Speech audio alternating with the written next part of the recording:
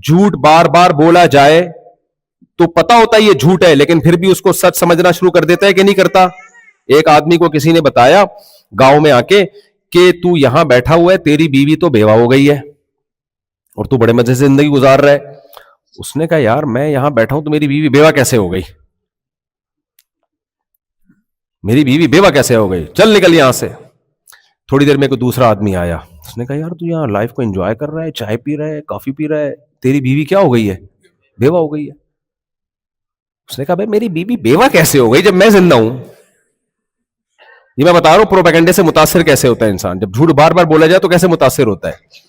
پھر تیسرا آدمی آیا, کچھ لوگوں نے شرارت کی تھی, اس کو بیوقوف بناتے ہیں. تیسرا آیا, یار حیرت کی بات ہے, تیری بیوی بیوہ ہو گئی, وہاں رونا دھونا چل رہا ہے اور تو یہاں بیٹھ کے چائے پی رہا ہے. تو اب تھوڑا سا اس نے کم سختی سے منع کیا. انہوں نے بولا یار مذاق نہیں کرو یار, جب میں زندہ ہوں تو میری بیوی بیوہ کیسے ہو گئی.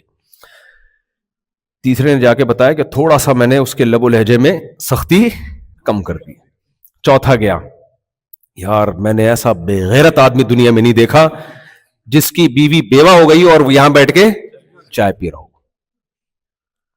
اب وہ چپ خاموش, کوئی ری ایکشن بولو نہیں.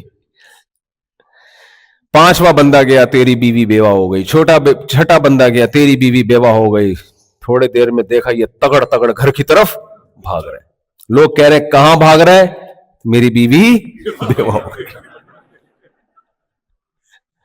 دیکھو ہے تو یہ چٹکلا, ہے تو یہ لطیفہ, لیکن حقیقت میں ہم بھی اسی پروپیگنڈے کا شکار ہیں.